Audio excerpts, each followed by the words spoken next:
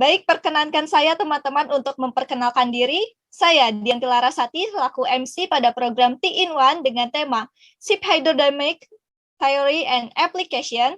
Marilah kita membuka acara T-in-1 pada pagi hari ini dengan mengucapkan basmalah. Bismillahirrahmanirrahim. Untuk susunan acara pada pagi hari ini yaitu yang pertama ada pembukaan, yang kedua ada sambutan dari Ketua Program Studi, lalu pemaparan materi, dilanjutkan dengan sesi tanya-jawab, yang terakhir penutupan dan sesi foto bersama. Untuk selanjutnya, teman-teman, langsung saja kita menuju sesi selanjutnya, yaitu sambutan dari Ketua Program Studi Pemanfaatan Sumber Daya Perikanan, Fakultas Perikanan dan Ilmu Kelautan Universitas Brawijaya. Kepada Bapak Dr. Fuad SPIMT, waktu dan tempat kami persilahkan. Baik, terima kasih MC Mbak Dian Trilarasati, yang terhormat Bapak Ardana, yang terhormat Bapak Ibu dosen Pemanfaatan Sumber Daya Perikanan, yang terhormat teman-teman mahasiswa, yang terhormat partisipan yang berasal dari di luar program studi pemanfaatan sumber daya perikanan. Assalamualaikum warahmatullahi wabarakatuh. Saya sampaikan terima kasih kepada Bapak Ardana yang nantinya akan membagi pengalaman dan ilmunya pada forum T-in-1, program T-in-1 di Universitas Brawijaya ini. Saya sedikit menggambarkan mengapa program T-in-1 ini dilaksanakan begitu di seluruh program studi yang ada di Universitas Brawijaya. Jadi banyak hal yang harus dikerjakan oleh program studi begitu untuk menaikkan reputasi Universitas Brawijaya menjadi world class university. Jadi salah satu prasyarat begitu sebuah universitas itu menjadi world class itu banyak praktisi dan ahli yang berasal dari luar negeri begitu yang harus dilibatkan dalam memperkaya keilmuan yang ada di program studi, terutama yang ditransfer langsung kepada mahasiswa, sehingga mahasiswa itu mendapatkan informasi terkini dan teknologi yang memang berkembang saat ini. Itu yang pertama. Terus yang kedua, Universitas Brawijaya sama seperti universitas lain di Indonesia begitu, setiap tahun mengadakan kegiatan seminar internasional, pertemuan-pertemuan internasional dalam rangka meningkatkan reputasi. Ternyata reputasi ini cukup penting begitu bagi sebuah universitas agar kultur akademik yang ada di program studi di fakultas dan universitas itu tumbuh dengan baik. Nah, salah satunya begitu kelas kolaboratif antara semua praktisi begitu, bahkan Universitas Brawijaya juga menyelenggarakan praktisi mengajar di kampus. Jadi hasanah keilmuan yang harus dikembangkan oleh program studi itu menjadi lebih kaya dan mahasiswa menerima informasi terkait dengan perkembangan keilmuan terkini itu lebih leluasa begitu.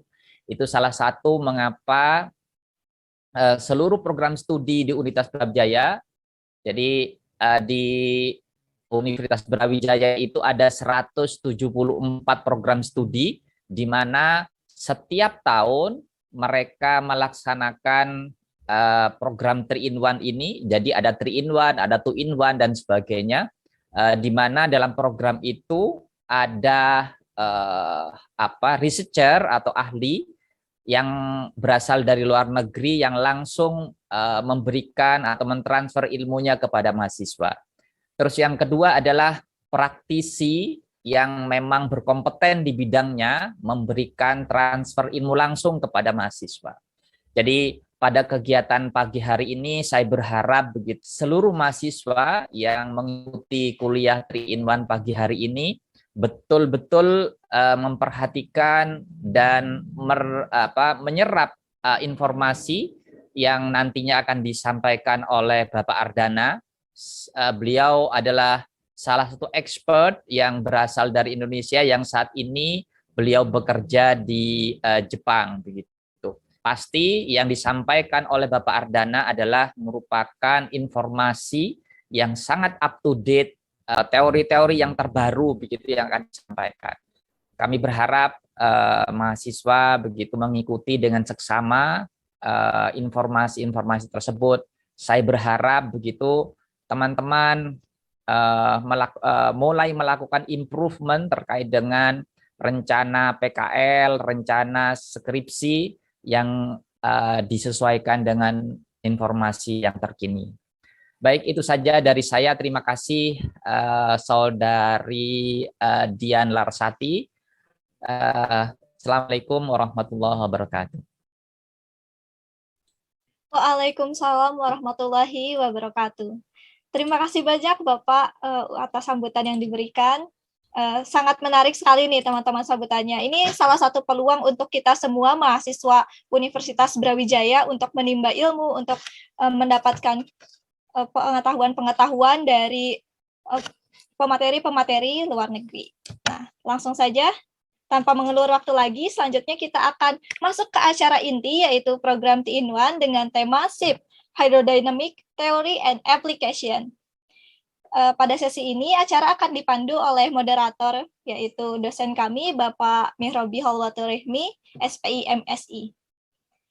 Kepada Bapak Mihrobi, waktu dan tempat kami persilahkan. Terima kasih Saudara MC.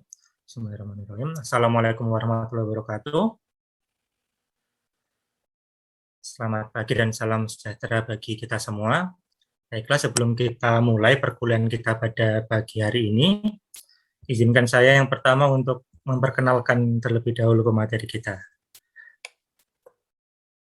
Jadi mungkin teman-teman ada yang kemarin belum sempat join program 3-in-1 yang sebelumnya, jadi saya sampaikan kembali di pemateri kita pada pagi hari ini adalah Bapak Ardana.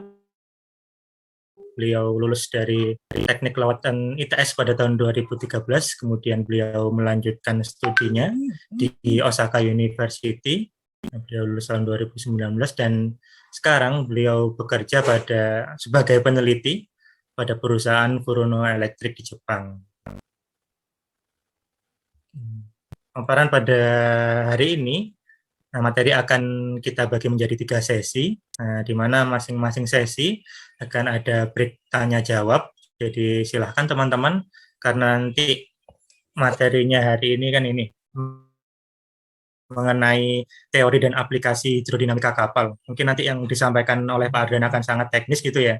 Nanti ketika teman-teman ada yang ingin ditanyakan gitu kan, sewaktu Pak Ardana menjelaskan, teman-teman bisa mengetikkan pertanyaan tersebut pada kolom komentar. Nah, nanti pada saat sesi diskusi akan saya sampaikan, atau nanti kalau teman-teman ingin berinteraksi langsung dengan Pak Ardana bisa langsung raise hand waktu sesi tanya-jawab.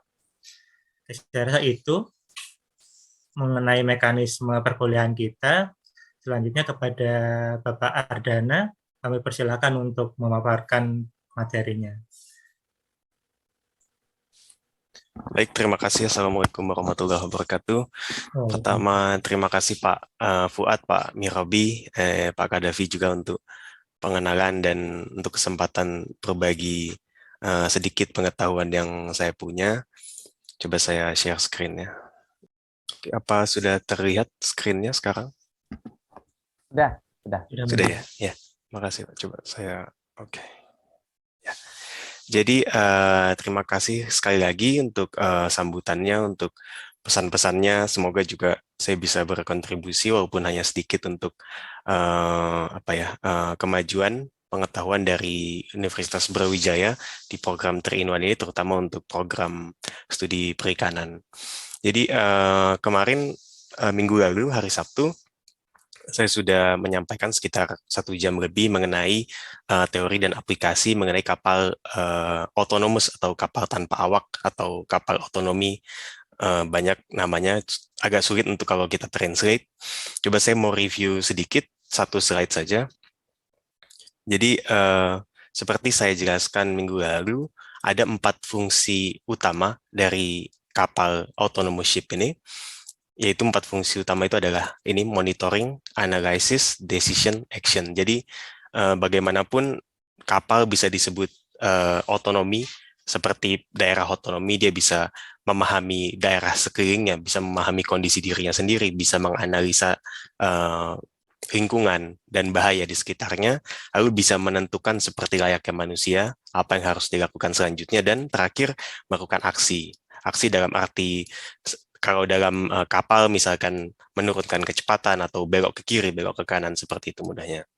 Dan contoh dari aplikasi kapal tanpa awak ini ada oleh ini satu perusahaan dari Amerika, si Machine Robotics.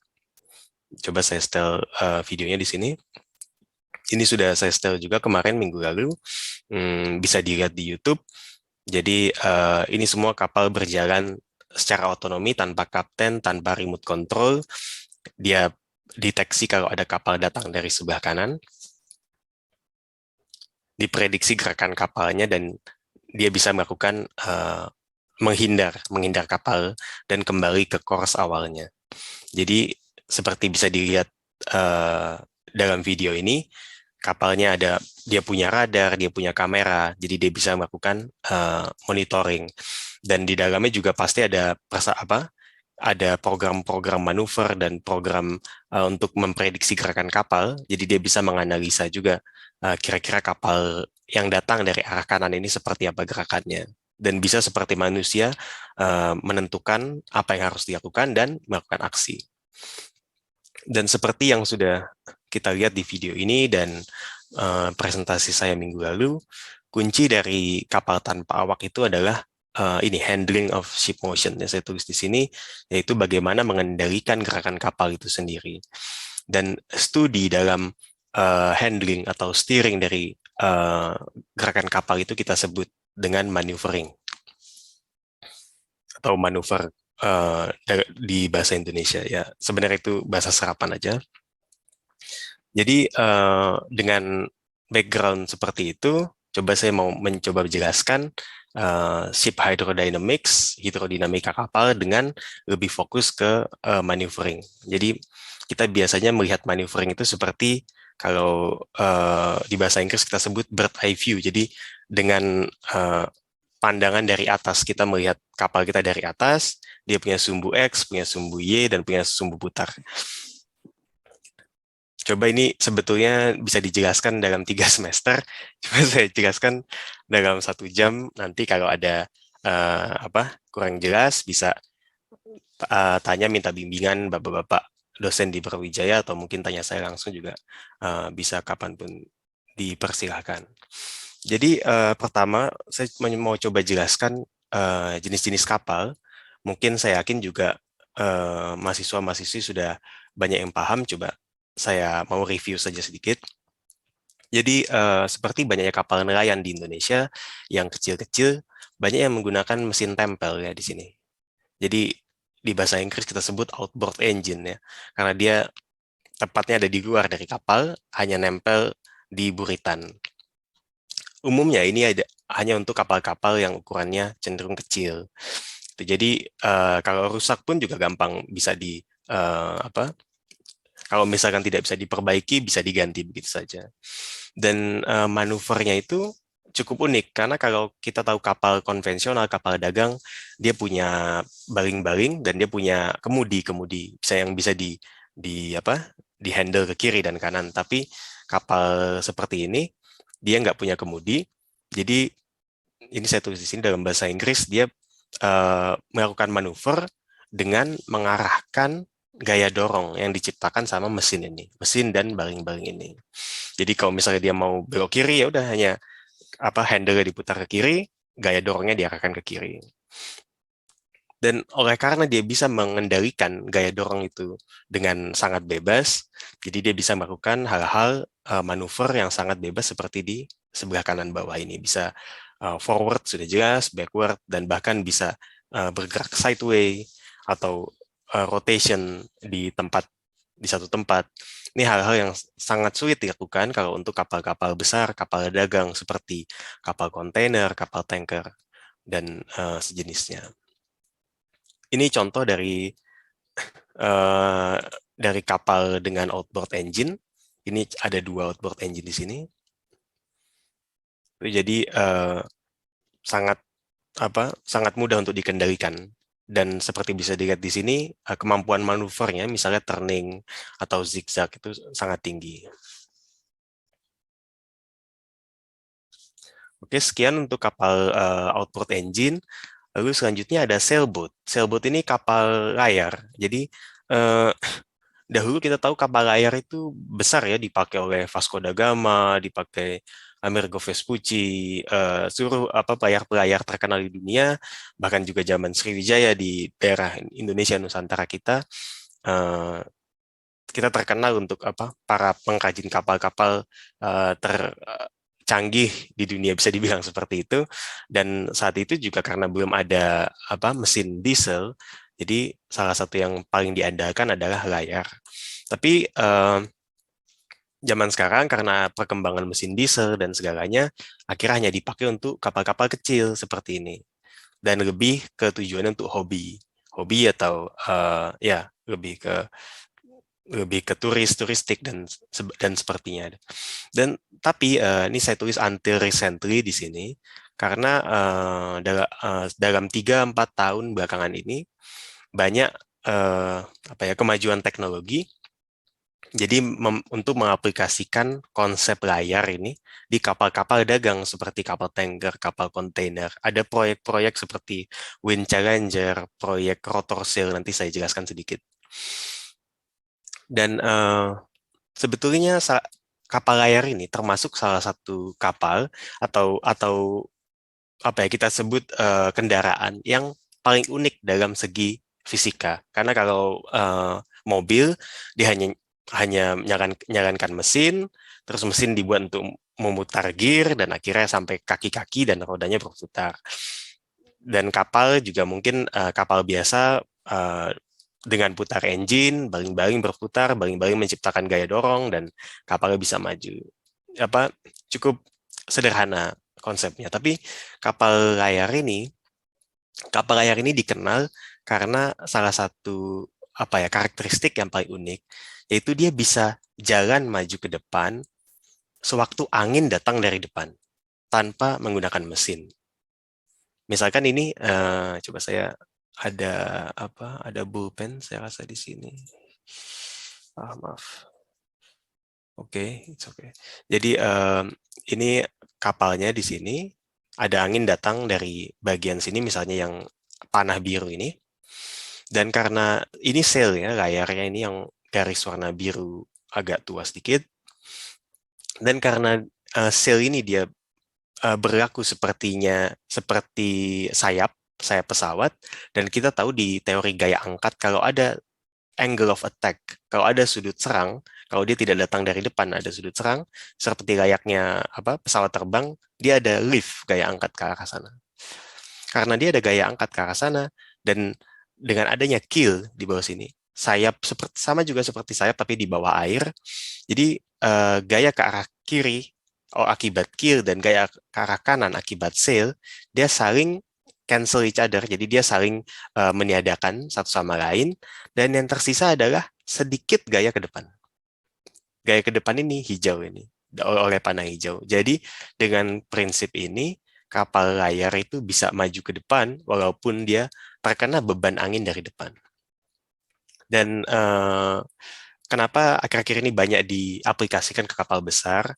Karena zaman dulu sewaktu orang berlayar dengan kapal layar nggak usah pakai solar, jadi sebenarnya ini zero emission, zero fuel, jadi luar biasa sangat ramah lingkungan dan juga efisien. Mungkin salah satu yang teman-teman bisa notice lihat dari gambar ini, misalkan kapal di sebelah kanan ini layarnya besar sekali ya, ini gambarnya terpotong tapi layarnya besar sekali. Tapi keel-nya ini ya, yang di bawah ini kecil sekali.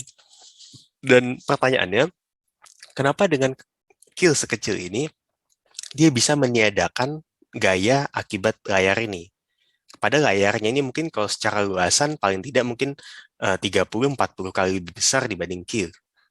Oke, kan kalau kita lihat sederhana nggak mungkin dia bisa meniadakan gaya itu gitu, gaya akibat layar. Tapi pada akhirnya kita sadar kalau penyebabnya itu adalah berat jenis. Jadi semua itu gara-gara gara-gara berat jenis. Karena berat jenis air kira-kira 1000 kali berat jenis udara. Jadi dengan permukaan yang sangat kecil, gaya yang terjadi di permukaan kecil ini 1000 kali dari permukaan yang sama kalau dia ada di udara. Jadi dengan sayap kecil ini sudah cukup untuk mengimbangkan gaya-gaya yang terjadi dalam sebuah kapal layar. Ini gerakan maju ke depan sewaktu dia dapat beban angin dari depan kita sebut dengan tacking. Nanti kalau mungkin teman-teman bisa belajar tentang fisika dasar yang terjadi di kapal-kapal sailboat misalnya, nanti bisa lebih paham banyak dan insya Allah lebih tertarik. Dan selanjutnya ini kapal dagang klasik, kita sebut merchant ships, itu bisa kapal angkut minyak ya, kapal tanker atau bulker. Bulker ini bisa bawa batu bara, bisa bawa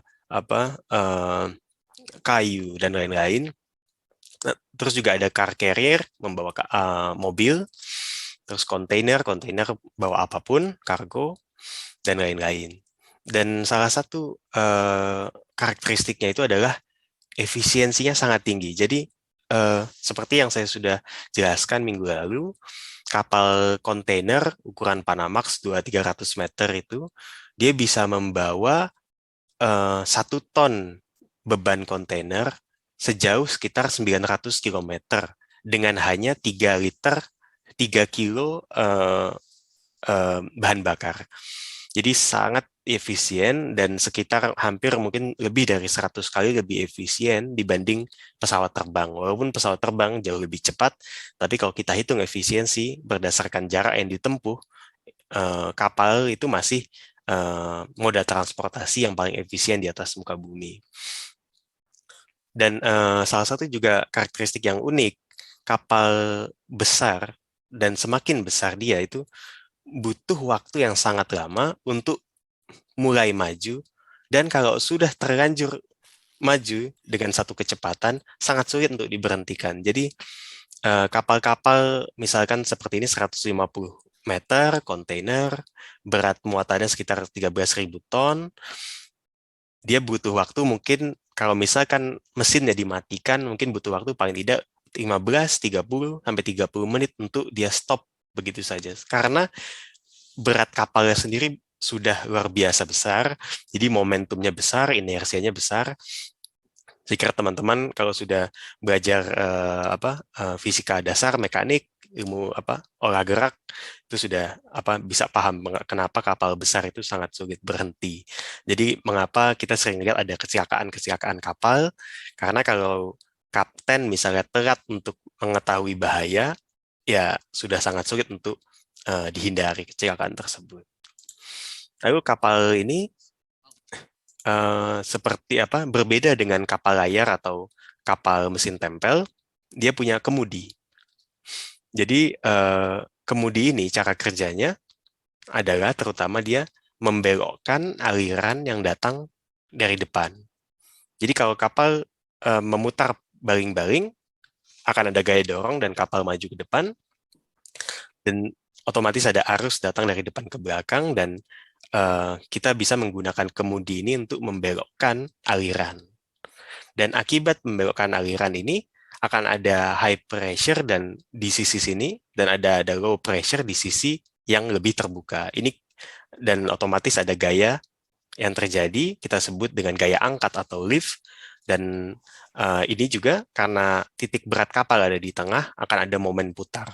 Dan dari momen putar dan gaya angkat ini, kapal besar seperti ini bisa diputar, bisa digerakkan, bisa dimanuver dengan kemudi yang sebenarnya kalau bisa kita lihat di sini sangat kecil. Jadi luar biasa efisiensinya. Dia bisa menggerakkan kapal sebesar ini dengan berat muatannya saja sekitar 13.000 ton. Oke, jadi sekian dari jenis-jenis kapal yang umum kita jumpai di laut atau di dunia nyata. Dan seperti penjelasan saya tadi, di sebelah kiri ini kita ada sebuah kapal layar klasik yang menggunakan layar-layar bisa dari kanvas, dari kain, atau apapun itu, yang mungkin kita sering lihat di film-film bajak laut, ya, di Pirates of Caribbean, atau di film-film yang lain. Dan akhirnya para peneliti di dunia menyadari kalau sebenarnya kapal ini sangat ramah lingkungan, bukannya ramah lingkungan, sangat sangat tidak menggunakan bahan bakar, jadi luar biasa ramah lingkungannya. Akhirnya coba diadopsi dengan cara sebenarnya ini hanya copy paste aja ya. Jadi dia dengan menggunakan sail yang sama layar, tapi rigid. Jadi layar ini terbuat dari carbon fiber reinforced plastic biasanya, dan ini bisa dilipat. Jadi kalau misalkan sedang melewati jembatan, atau misalkan sedang kondisi anginnya sedang tidak bersahabat, dia bisa dilipat. Dan saya tulis di sini juga control. Control ini jadi dia dikontrol secara real time.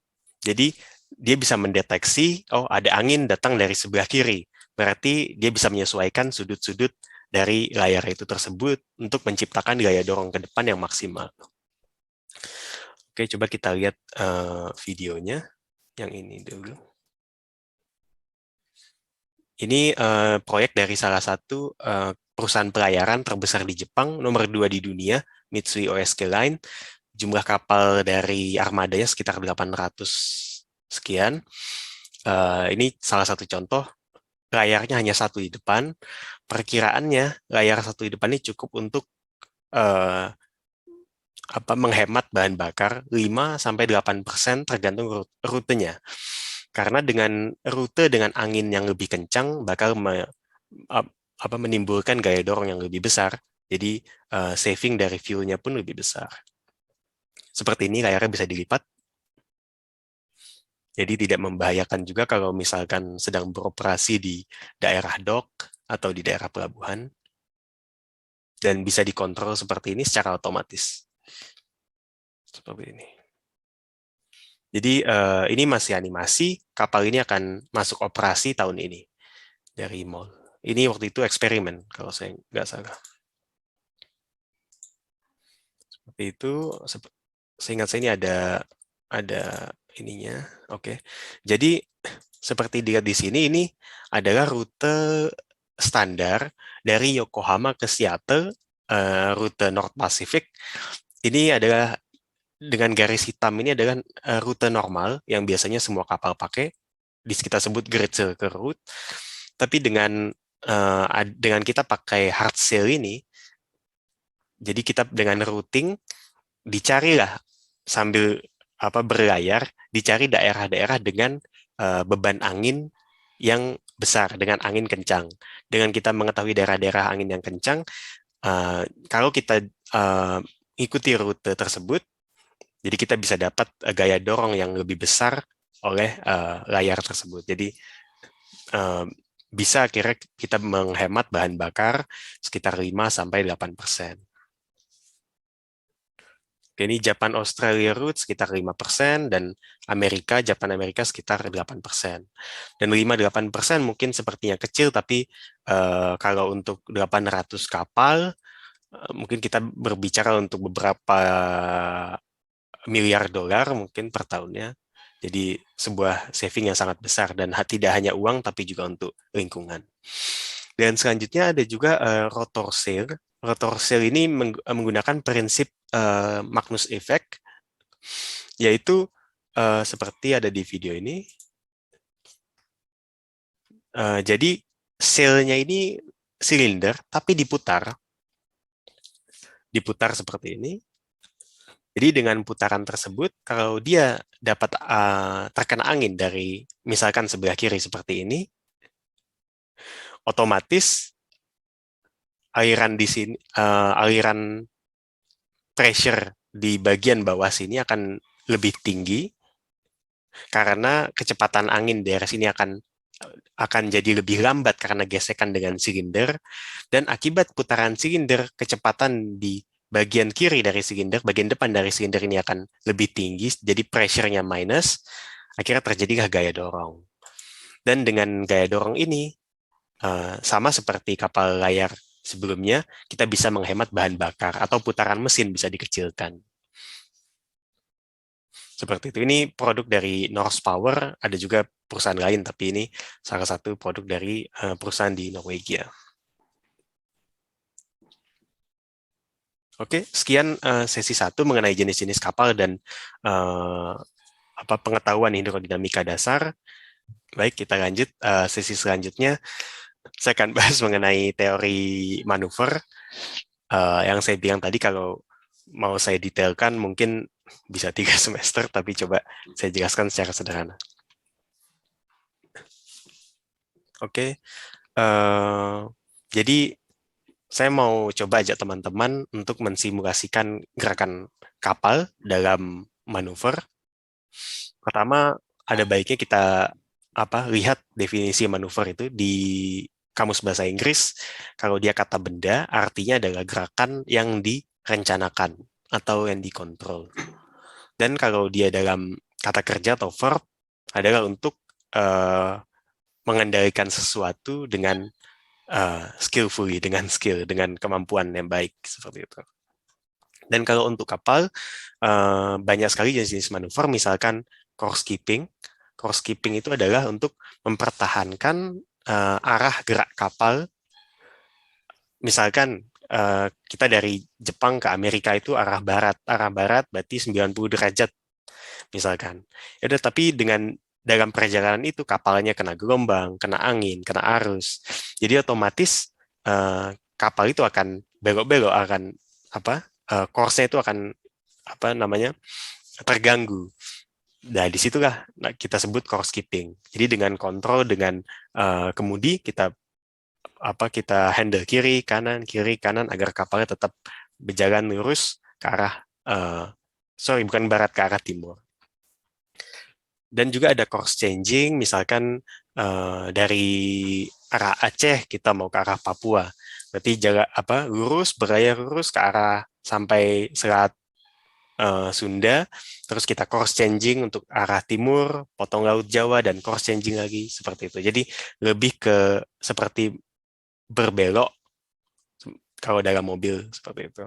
Dan juga ada track keeping. Track keeping ini misalkan kita punya lokasi-lokasi yang sudah tertentu. Misalkan kita mau pergi ke 30 derajat dan 130 derajat, maksudnya kita definisikan dalam latitude, longitude, misalkan kita bisa pilih di dalam peta, saya mau ke titik A, B, C, dan kapal ini akan bermanuver dengan autopilot dan jenis controller lain untuk mempertahankan dia ada di track dan akan sampai ke tujuan tersebut. Dan juga ada maneuvering untuk stopping, berhenti, dan merapat ke dock, kita sebut berthing, dan lain-lain.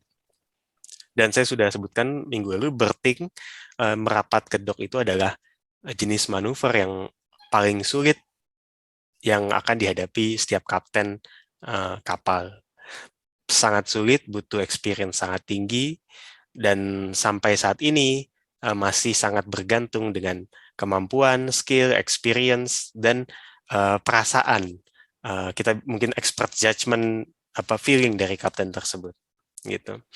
Dan untuk kita coba melihat problem manuver ini, kita definisikan dengan matematik, dengan fisik, dengan fisika.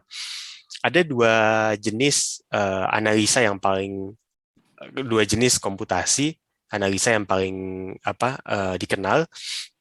Yang pertama ada Navier-Stokes solver. Jadi saya rasa teman-teman tahu persamaan Navier-Stokes. Jadi dengan kalau kita bisa solving Navier-Stokes solver ini, kita bisa selesaikan Navier-Stokes equation ini, kita bisa dapat kecepatan di fluida, bisa dapat tekanan di fluida.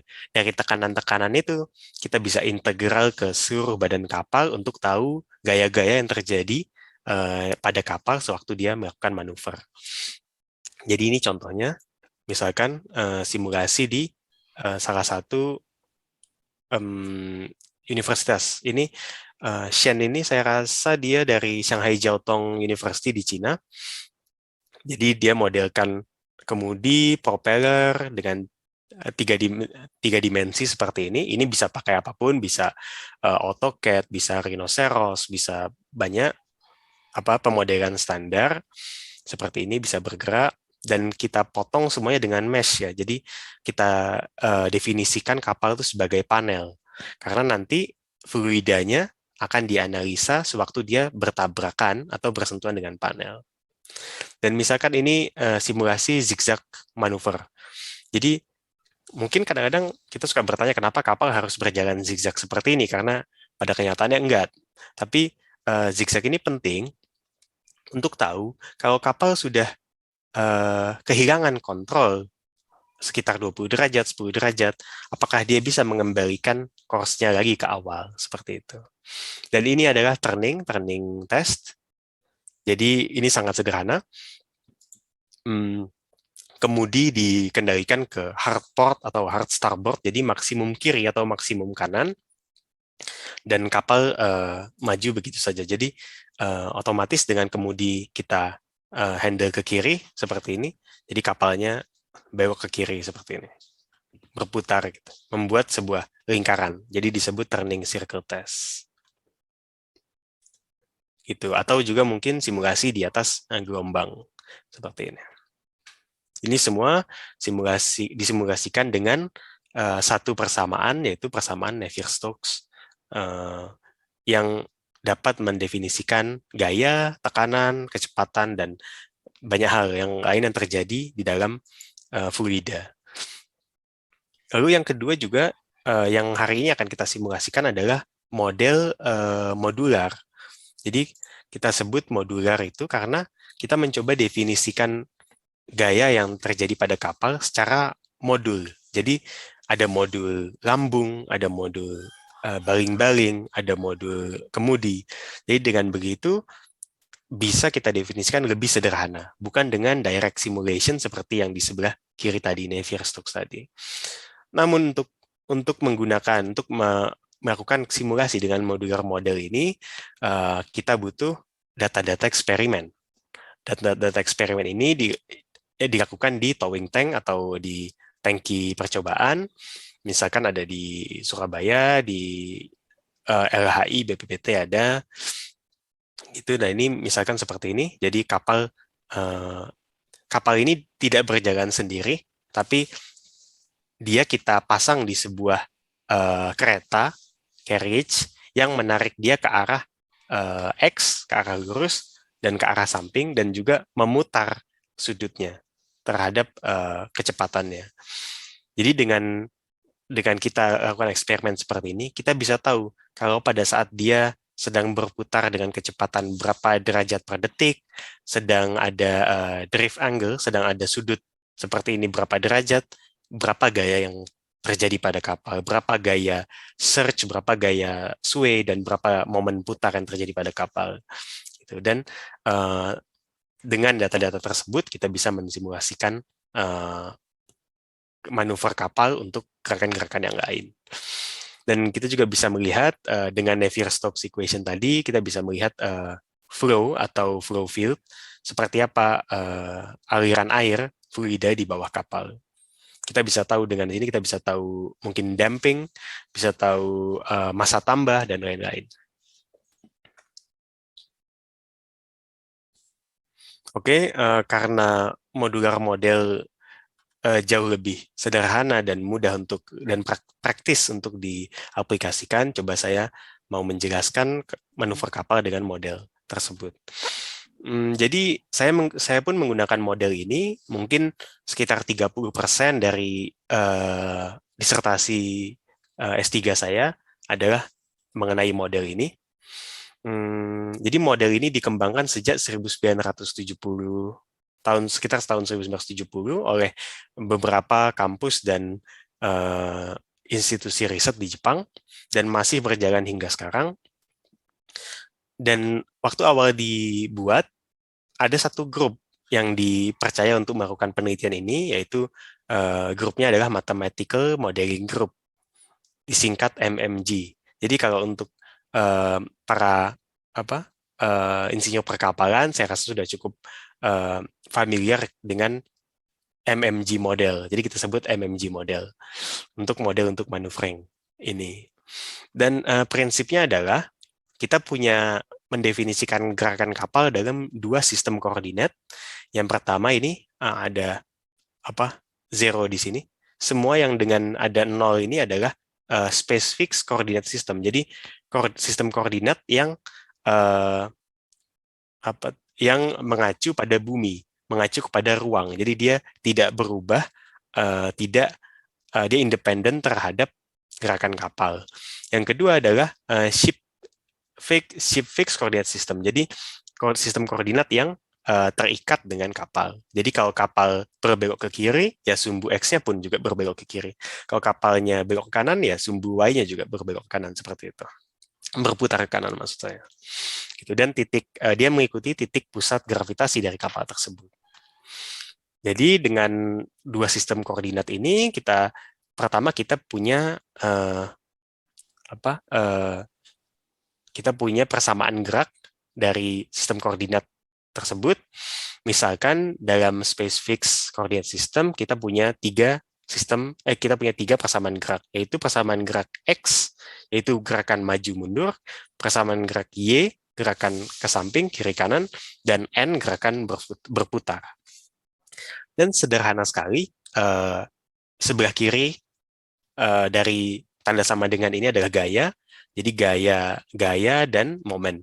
Dan sebelah kanan sangat sederhana juga, massa dikali percepatan. Jadi ini hanya hukum Newton saja. Dan dengan kita melakukan transformasi koordinat dari ruang ke kapal, kita dapat kalau misalkan gaya maju mundur X tidak hanya massa dikali percepatan dalam X, tapi juga ada efek dari kecepatan ke arah samping, ke arah sumbu Y, V, dan kecepatan berputar, R. Dan seperti itu juga sama dengan untuk gerakan sway dan untuk gerakan yaw. Oke, jadi dengan sistem persamaan gerak seperti ini, seperti kita lihat, sebelah kiri adalah massa dikali percepatan, dan ini juga momen inersia dikali percepatan, dan yang sumbu kanan adalah gaya yang beraksi pada kapal tersebut, gaya yang terjadi pada kapal sewaktu dia melakukan manuver. Oke, jadi kalau kita mau lihat lebih detail, di sebelah kanan, X, Y, N ini kita bisa bagi menjadi 3 modul, yaitu modul ada H di sini. H itu kita untuk hull force. Hull force itu lambung kapal. Jadi gaya yang terjadi pada lambung kapal. Terus ada R. R di sini adalah kemudi atau rudder force. Jadi gaya-gaya akibat gaya dan momen akibat rudder. Dan yang terakhir adalah gaya akibat propeller. Lalu juga bisa teman-teman lihat ada penambahan MX, MY, dan JZ di sini. Arti dari MX, MY, dan JZ adalah added mass dan added moment of inertia. Jadi massa tambah dan momen inersia tambah. Apa arti dari massa tambah itu? Yaitu ini adalah sederhana mass spring dashpot system, sebuah massa yang digantung dengan pair ya, spring. Ini sederhana sekali yang kita jumpai di materi-materi fisika dasar. Dan teman-teman bayangkan kalau misalkan massa ini kita masukkan ke dalam air. Otomatis kita tahu kalau air di sekitar massa tersebut akan ikut bergerak mengikuti massa tersebut. Jadi seakan-akan massa ini ditambahkan oleh massa air. Kita sebut virtual mass. Jadi massa benda tersebut ditambah massa air di sekelilingnya. Gitu. Jadi kapal juga sewaktu dia melakukan manuver, dia tidak hanya memutar dirinya, tapi dia juga memutar dan berbelok dengan air di sekelilingnya. Seperti itu. Lalu selanjutnya mungkin sudah terlalu teknis dari sini ke depan, tapi coba saya jelaskan nanti kalau ada yang kurang jelas bisa ditanya kapanpun, atau nanti akan saya kasih reference untuk diskusi dengan bapak-bapak dosen di Brawijaya juga. Jadi pertama kita definisikan gaya yang bekerja pada lambung kapal sebagai fungsi kecepatan. Jadi hanya fungsi kecepatan. Mengapa? Karena fungsi percepatan semua sudah dimasukkan ke dalam massa tambah dan momen inersia. Kita lihat di sini ada U dot, berarti penurunan satu kali lagi dari kecepatan, yaitu percepatan di sini juga. Jadi hanya dengan kecepatan saja velocity. Dan kita punya 3 elemen, yaitu seperti saya tadi bilang, ada surge, maju mundur, ke kiri ke kanan, gaya kiri ke kanan, dan momen putar. Itu. Dan kita bisa definisikan seperti ini. Kita lihat ini adalah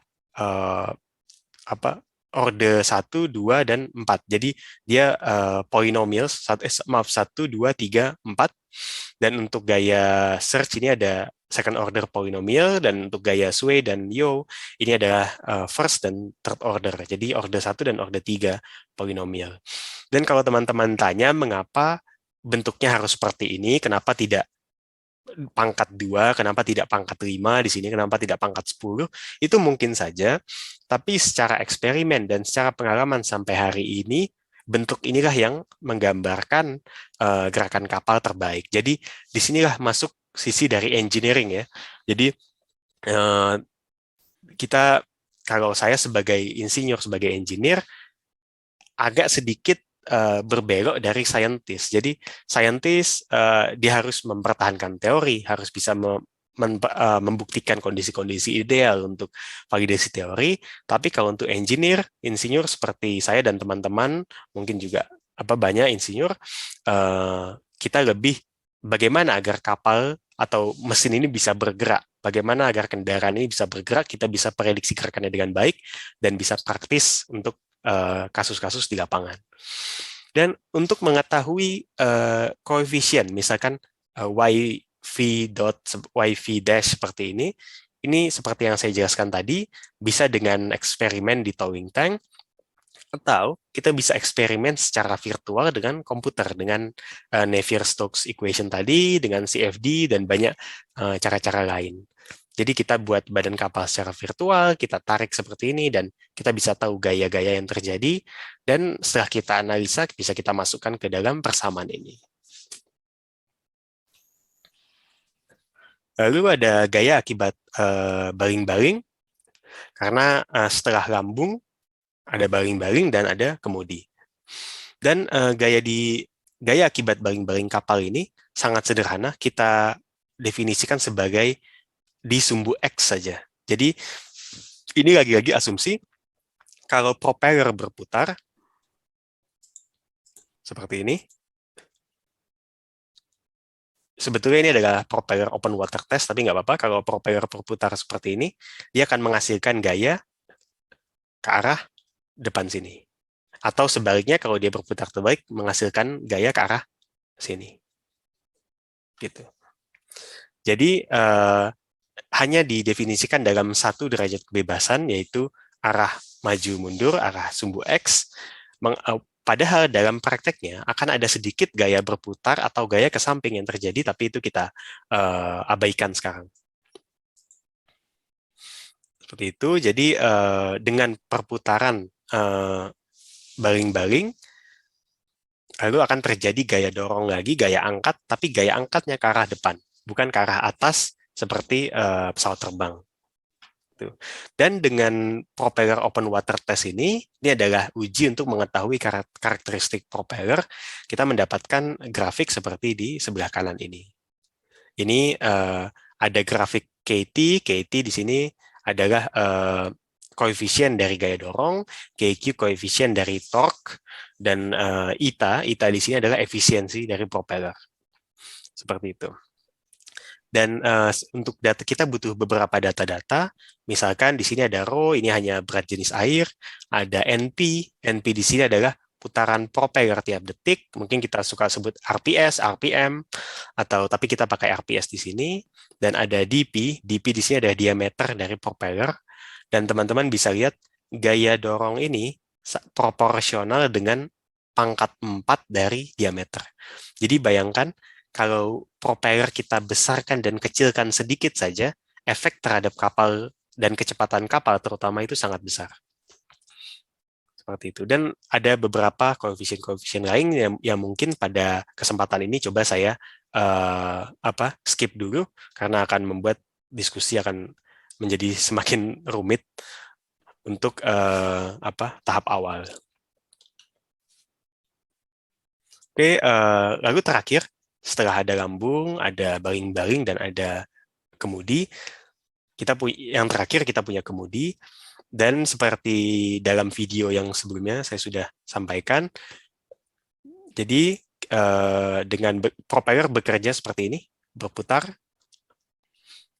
dan ada aliran yang diciptakan oleh propeller dan oleh kecepatan kapal, lalu kemudi bisa diputar ke kiri dan ke kanan. Dan pada saat seperti ini, otomatis akan terjadi gaya lift, gaya angkat ke arah sini, dan otomatis juga ada gaya drag ke arah depan, seperti tahanan. Dan ini semua kita hitung. Yang paling utama di sini adalah Fn. Fn ini adalah normal force. Dan normal force ini seperti saya bilang, yaitu adalah gaya dorong, gaya lift. Dan bisa teman-teman lihat, ini adalah semua persamaan ini ada persamaan standar dari MMG model. Coba saya minta teman-teman fokus ke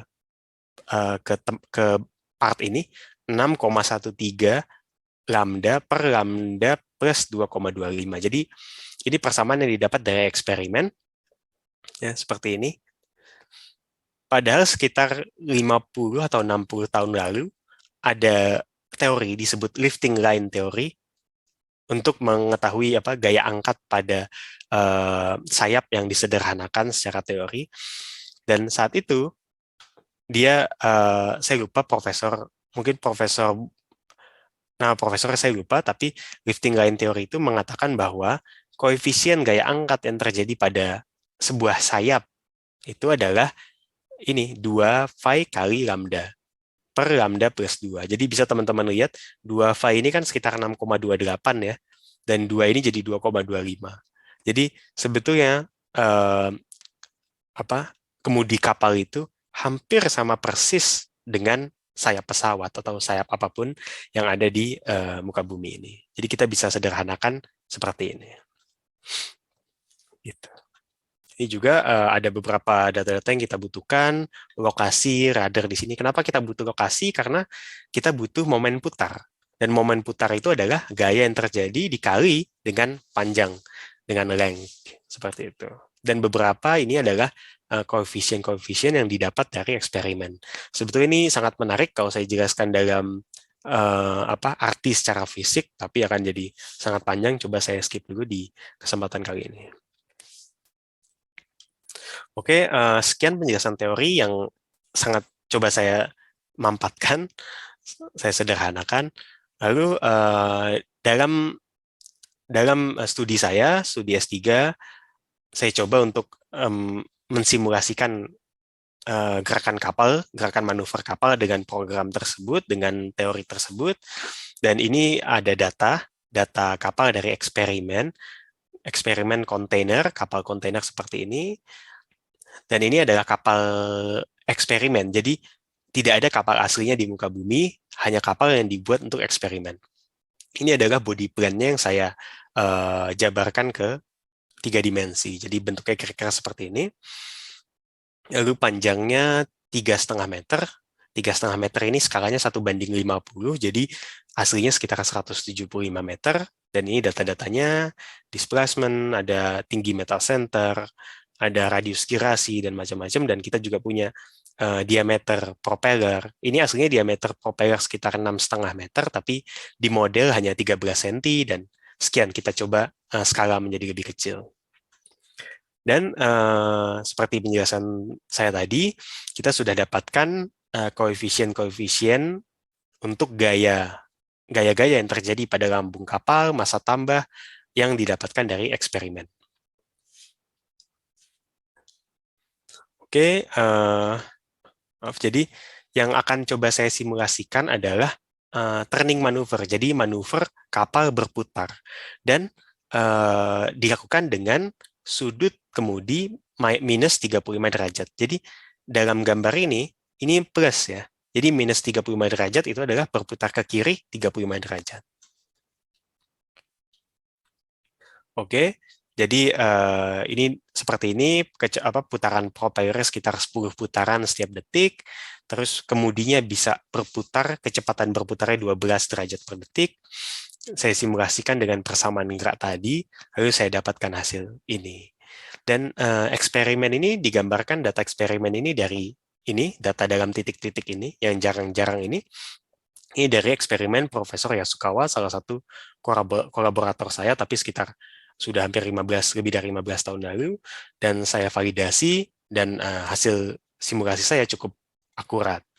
Dan seperti mungkin teman-teman pikir, untuk apa juga kita mensimulasikan manuver kapal, apa fungsinya mensimulasikan manuver kapal, yaitu pada saat tahap desain, kita bisa melihat kira-kira apakah kapal kita memenuhi kriteria IMO, apakah dia memenuhi kriteria SOLAS, seperti itu, dengan cara salah satunya dengan simulasi. Dan di sini kita bisa memprediksi, misalkan eksperimen dia punya advanced distance itu adalah jarak maju hingga jarak terluar. Jadi dari titik 0 sampai ujung sini. Ini sekitar 3,6 panjang kapal, dan dalam hitungan saya agak sedikit lebih kecil, 3,47 panjang kapal. Dan juga diameter dari lingkaran ini di eksperimen sekitar 4,23 dan di simulasi saya 4,28. Jadi akurasinya cukup tinggi dan semua memenuhi kriteria IMO. Jadi kapalnya sangat layak untuk didesain dan dibuat dan dibangun. Misalkan seperti itu contoh dari simulasi maneuvering. Oke. Lalu ini saya ada salah satu video juga saya ambil dari YouTube, dari ini Ultimate Military Channel, adalah kapal induk Amerika, USS Abraham Lincoln. Ini kelasnya kelas Nimitz kelas. Jadi Rear Admiral Nimitz itu adalah Panglima Armada Pasifik terakhir punya Amerika. Jadi sewaktu Perang Dunia Kedua, Amerika punya Armada Pasifik, yang mimpin adalah Admiral Nimitz. Jadi diberi nama kelasnya ini kelas Nimitz. Dan dia punya mesin 2, dan mesinnya itu nuclear power. Jadi luar biasa Amerika kemajuan teknologi, terutama di militer. Dia nggak pakai mesin diesel, nggak pakai mesin jet, tapi pakai mesin yang berbahan bakar nuklir. Dan ini adalah aircraft carrier, jadi dia membawa pesawat terbang. Panjangnya sekitar 330 meter, sekitar 3 kali lapangan bola, bisa cukup sekitar, setahu saya kapasitas maksimumnya sekitar 90 kapal terbang yang ukuran F-18, jadi seri F, dan juga bisa menampung beberapa helikopter. Dan salah satu fakta unik, kapal ini adalah kapal yang dikirim ke Aceh sewaktu tsunami 2004 untuk misi kemanusiaan. Namun kita tahu Amerika, jadi dia kirim kapal ini untuk kemanusiaan tahun 2004, tapi untuk tahun 2015, 16, 17 dikirim juga kapal ini ke Timur Tengah untuk misi-misi militer di Irak, Afghanistan, Libya, dan sekarang seingat saya sedang di Iran karena mereka sedang hati-hati dengan awas dengan kondisi di Iran dan sekitarnya. Jadi nggak hanya untuk misi kemanusiaan, tapi untuk menampakkan kemampuan militer Amerika juga dan misi-misi politik, geopolitik di bumi. Ini adalah videonya sewaktu kapal tersebut melakukan hard turning. Bisa dilihat kapalnya sampai miring ke sebelah kanan, sampai tilting ke sebelah kanan seperti ini. Namun karena memang mesinnya ada 2 dan tenaga nuklir, jadi luar biasa dan manuvernya sangat sangat tinggi. Jadi untuk kapal sebesar 300 meter dia bisa manuver dengan kedalaman sudut seperti ini, salah satu yang sangat langka. Tapi ya seperti gimana pun desain kapal tentara, kapal militer, tujuannya adalah saya dulu pernah bekerja di sebuah konsultan, tapi sebagai internship di konsultan, salah satu ada dosen di ITS. Jadi kalau untuk mendesain kapal-kapal perang seperti ini, biasanya nggak ada budget. Jadi yang penting kuat, tebal, kencang, masalah budget itu nomor kesekian gitu. Jadi emang ini kapal-kapal ini harganya mungkin beberapa puluh atau berapa ratus triliun kalau saya tidak salah. Oke, kita masuk ke tahap akhir dari sesi kedua, yaitu simulasi manuver dengan Microsoft Excel. Jadi, kalau program tadi saya sederhanakan, semua saya sederhanakan, paling tidak minimum bisa disimulasikan di Excel. Tapi nanti kalau teman-teman tertarik, saya sarankan bisa coding sederhana pakai Python, karena kita tahu Python gratis, bisa pakai Julia, bisa pakai programming yang lain, dan bahkan bisa membuat animasinya sekalian yang lebih realistis. Sebentar, Pak Mirobi, saya mau konfirmasi apa teman-teman sudah dapat file Excel ini? Belum. Jadi saya sudah kirim ke Pak Kadafi, kemarin sudah saya kirim, tadi pagi mungkin, tapi nggak apa-apa, nggak masalah kalau misalkan belum dapat, nanti saya kirim. Jadi gimana Pak Mirobi? Coba saya bimbing dari saya aja yang operasi ya. Nanti setelah ini saya kirim. Oke Pak, nggak apa-apa. Sudah dapat kayak saya share di grup. Oh, sudah dapat. Oke. Collab modeling itu ya. Sama ya. Yang kan 2021. Iya, betul Pak. Ini yang simple maneuvering program ini judulnya. Baik, nggak masalah, nanti di sini coba. Di chat juga ada. Oh, baik. Oh, siap. Oh, terima kasih Mbak MC. Jadi silakan kalau yang mau mengikuti saya untuk menggunakan program ini, atau silakan juga kalau mau melihat, mengamati penjelasan, dan nanti bisa dicoba-coba sendiri di rumah, atau bahkan bisa dipakai mungkin untuk lomba atau kebutuhan lain, silakan. Tapi tolong jangan dijual karena makin kesini makin banyak yang jual program seperti ini. Silakan digunakan di Brawijaya untuk kebutuhan akademis seluas-luasnya. Jadi ini di bagian sebelah kiri, coba saya zoom lagi biar jelas. Oke, ini ada jenis kapal. Ini waktu itu saya dapat sewaktu ada training, ada kuliah dengan profesor, salah satu profesor dari Hokkaido. Jadi ini data-data kapalnya, panjang kapalnya sekian. Jadi teman-teman bisa lihat di sheet keempat ada glossary. Jadi glossary ini artinya ya. Oke, misalnya panjang kapal, koefisien Bragg dan displacement, syarat kapal, lebar, titik gravitasi, besar propeller, besar kemudi, massa tambah, dan efektif horsepower. Ini tadi penjelasan saya skip, mungkin nanti bisa tanya ke Pak Kadafi atau ke Pak Mirobi. Detailnya ini adalah sebenarnya tahanan kapal dan lain-lain. Kita butuh data-data seperti ini.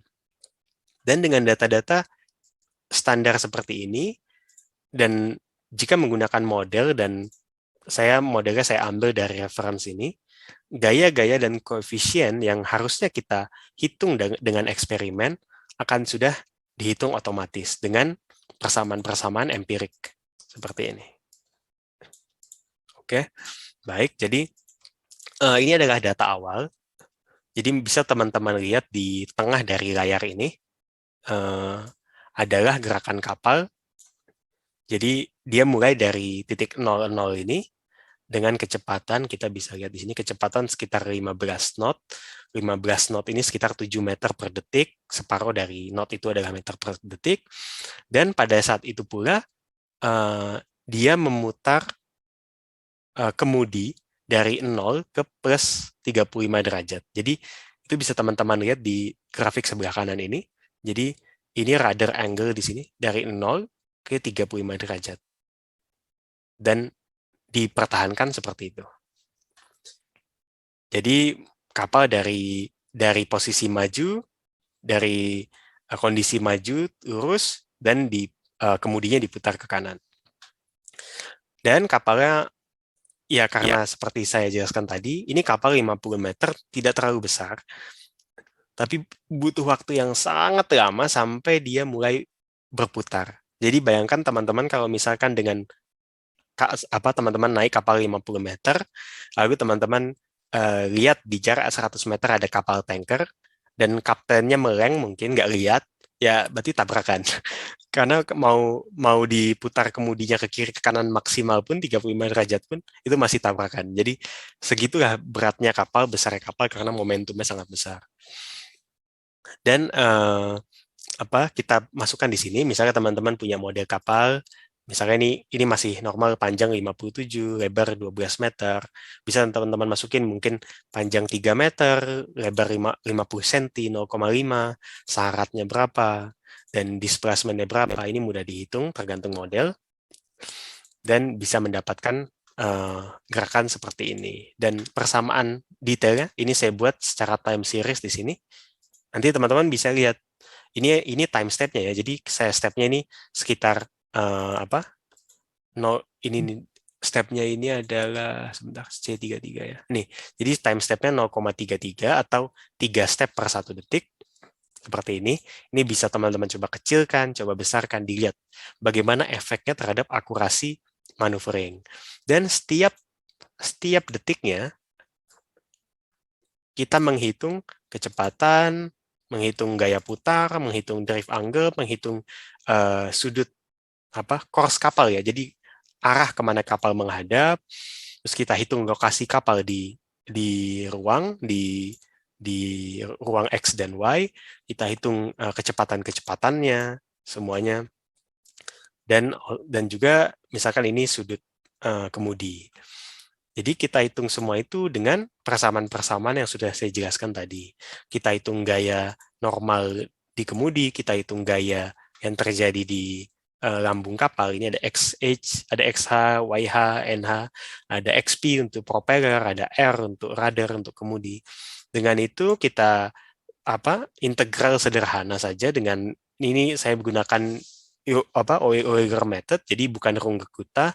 Sederhana adalah kecepatan, displacement, jarak adalah kecepatan dikali waktu, dan kecepatan adalah akselerasi dikali waktu segitu, dan diintegral untuk setiap waktunya, ditambahkan seperti itu. Jadi sangat sederhana, dan dengan simulasi seperti itu teman-teman bisa tahu trajektori kapal ya. Jadi lokasi kapal di ruang, lokasi kapal di dimensi X dan Y. Dan juga bisa tahu ini misalkan kotak berwarna ungu ini adalah sewaktu dia berubah 90 derajat sudutnya. Dan ini sewaktu sudutnya berubah 180 derajat, seperti itu. Dan teman-teman juga bisa tahu misalkan ini ship speed, kecepatan kapal, ada di sumbu sebelah kanan. Jadi kalau misalkan kapal berbelok seperti ini, sebagian dari gayanya akan jadi gaya dan kecepatan ke arah sumbu Y, ke arah samping. Jadi kecepatan kapal sendiri, kecepatan maju kapal akan turun. Misalkan ini dari sekitar 7,7, sekitar 8 knot, akan turun menjadi sekitar di bawah 5, atau sekitar 4. Seperti itu. Dan ini adalah heading kapal. Gitu. Dan bisa juga zigzag test. Zigzag test ini untuk mengetahui course keeping dari kapal. Jadi kita sudut kemudinya kita pertama kita belokkan ke arah kiri, dan ketika heading angle-nya sudah sama dengan sudut kemudi, kita balikkan ke arah kanan, balik ke arah kiri lagi, ke arah kanan, melihat seberapa cepat kapal akan berbelok merespon sudut dari kemudi tersebut.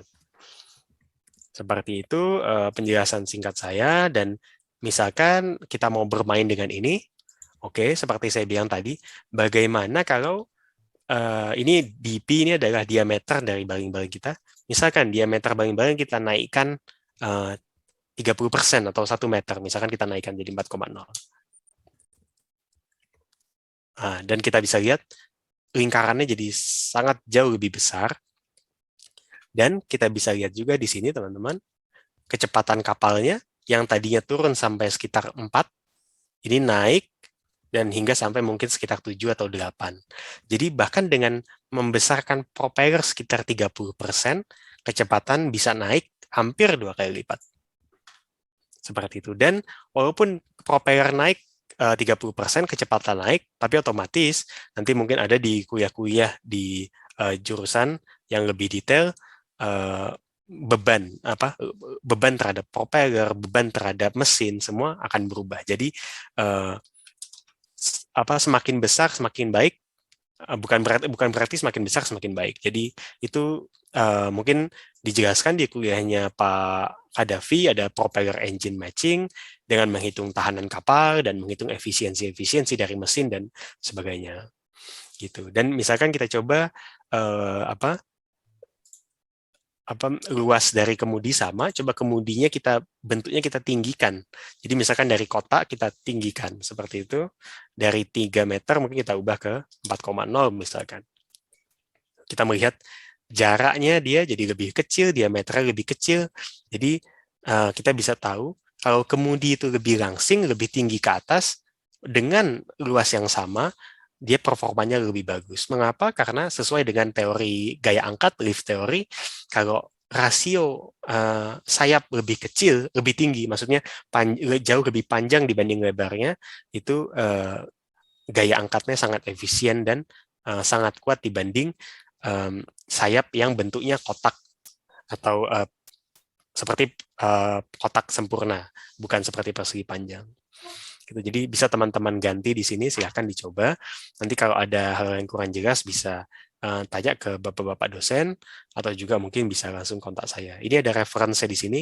Saya rasa kalau bisa cukup baca 3 paper ini sudah cukup untuk mengetahui bagaimana menghitung semuanya, dan seperti sudah saya jelaskan tadi, semua persamaan-persamaan di sini adalah bisa dihitung langsung tanpa diintegral atau didiferensiasi terlalu banyak. Jadi sudah sangat praktis, bisa dipakai sewaktu-waktu. Jadi sekian simulasi manuver sudah saya bagikan. Silakan teman-teman coba, mungkin kalau bisa diaplikasikan, sungguh saya sangat senang. Sekian sesi kedua. Silakan Pak Mirobi kalau ada pertanyaan dari teman-teman. Penggerak kapal menggunakan layar, apakah layar tersebut juga digerakkan secara otonomus juga? Jadi bisa otomatis menyesuaikan dengan arah ataupun kecepatan anginnya. Nah, kapal ikan di Indonesia sebelum tahun 85 ini menggunakan layar tradisional, dan akhirnya ada program mesinisasi atau mekanisasi sampai sekarang. Kemudian bagaimana prospek penggunaan layar untuk kapal di Indonesia, terutama khususnya untuk kapal ikan? Baik, terima kasih Pak Sunardi, pertanyaannya luar biasa karena ya seperti Pak Sunardi bilang, jadi banyak kampus dan beberapa perusahaan di Jepang yang sedang melakukan penelitian terhadap autonomous sailing control, Pak. Jadi layarnya kita kendalikan secara autonomous. Jadi sebenarnya karena makin kesini kapal layar itu kecil, lebih fungsinya untuk hobi, untuk kesenangan. Terkadang mereka juga komplain, Pak, kalau layarnya dikendalikan autonomous, kita nggak gerakin layar dong, menghilangkan kesenangan gitu. Jadi ada pandangan seperti itu. Cuman terkadang kalau untuk berlayar jarak jauh, misalkan menyeberang Pasifik dari Jepang ke Amerika, ke Australia seperti itu, kehadiran autonomous control ini luar biasa penting karena untuk kita melihat kecepatan angin, melihat layar mengontrol setiap jam itu untuk pelayaran 1-2 bulan itu luar biasa melelahkan dan bahaya untuk keselamatan manusia. Jadi emang sedang lagi dikerjakan. Ya saya nggak mau membuka informasi rahasia dari Furuno, tapi mungkin dalam beberapa tahun ke depan akan ada produk yang kita keluarkan juga mengenai ini. Dan seperti Bapak bilang, walaupun mesinisasi kapal sudah makin kesini makin kencang, kapal-kapal ikan kecil pun sudah pakai mesin yang cukup baik. Namun juga layar ini seperti saya jelaskan tadi sangat bagus untuk hemat bahan bakar, Pak. Jadi dengan adanya hemat bahan bakar juga otomatis pendapatan nelayan meningkat dan bisa digunakan sewaktu-waktu. Misalkan anginnya tidak bersahabat, tidak ada angin, udah layarnya bisa dilipat, ditutup dengan rigid sail tadi dan bisa menggunakan mesin. Jadi sangat fleksibel dan saya rasa juga sangat aplikatif untuk di industri. Jadi sepertinya begitu Pak jawaban dari saya. Ya, terima kasih. Kalau kapal tradisional kita itu masih ada bekasnya, Mas. Masih ada bekasnya, tiang pancangnya itu masih nempel, tapi ya, Pak, layarnya nggak ada. Jadi bambu pancang itu masih ada, sampai sekarang masih ada, tapi nggak ada layarnya. Terima kasih, Mas. Terima kasih, Pak. Terima kasih banyak. Ya, Haikal bertanya mengenai kapal dengan pendorong layar. Nah, ada sistem wind challenger dan rotor sail. Apa kendala atau masalah yang dihadapi oleh masing-masing kapal tersebut dan bagaimana cara menyelesaikannya? Terima kasih, Mas Haikal Ibrahim. Pertanyaannya mungkin kita lihat sederhana, tapi itu penting sekali karena dalam proses penelitian itu sangat penting kehadiran devil advocate. Jadi kalau kita punya konsep itu harus diuji sekeras-kerasnya. Di mana kira-kira masalahnya. Walaupun kita lihat potensinya luar biasa, tapi seperti kita tahu desainer mesin jet dan pesawat itu sama pentingnya atau bahkan juga penting adalah desainer parasut. Jadi harus positif dan harus bisa antisipasi masalah seperti ini. Jadi seperti tadi saya jelaskan sedikit, misalkan di kontrol rigid sail seperti ini, sebenarnya dia nggak begitu makan energi, karena energi yang digunakan itu hanya energi untuk memutar sailnya. Dan seperti saya bilang, sail tadi itu terbuat dari karbon fiber reinforced plastic, jadi sangat-sangat ringan sekali. Mungkin yang bisa jadi isu dalam operasi kapal ini adalah bisa teman-teman lihat ini sangat tinggi ya. Jadi sangat tinggi ke atas. Akhirnya pertanyaan kita, ini akan ada momen karena dia akan terkena angin sepanjang dia berlayar di Samudra Pasifik, Hindia atau Samudra Selatan, dia akan terkena beban angin dan pertanyaannya ini patah apa enggak gitu. Jadi bagaimana tentang analisa struktur? Jadi itu juga salah satu hal yang penting studi tentang kita sebut aeroelasticity ya. Jadi elastisitas dia terhadap angin. Bagaimana efeknya terhadap hotspot stress, apakah dia setelah berapa tahun bahaya bisa patah. Itu adalah salah satu kendala dan caranya untuk menyelesaikan dengan analisa dan kita juga eksperimen. Untuk informasi Mas Haikal Ibrahim dan teman-teman, ini jadi perusahaan Jepang ini, Mitsui O.S.K. Line, dia bikin skala 1:1. Jadi saya panjangnya mungkin sekitar 30 meter ke atas, ditanam di atas tanah, dia cari satu tanah yang jarang penduduk, dia bikin eksperimen skala asli seperti itu. Jadi luar biasa investasinya, tapi mereka betul-betul harus melakukan analisa struktur dan juga mungkin bisa menggunakan boundary element method, finite element method untuk mengetahui kira-kira bagaimana struktur yang baik yang tidak rawan patah. Mungkin itu untuk rigid sail, dan untuk itu wind challenger. Kalau untuk rotor sail ini, salah satu dari problemnya itu adalah gayanya untuk memutar. Maaf. Jadi di rotor sail ini, seperti teman-teman tadi lihat dalam video, ini diputar ya teman-teman. Jadi dia diputar kalau dia berlayar satu bulan, 30 hari dalam satu kali pelayaran.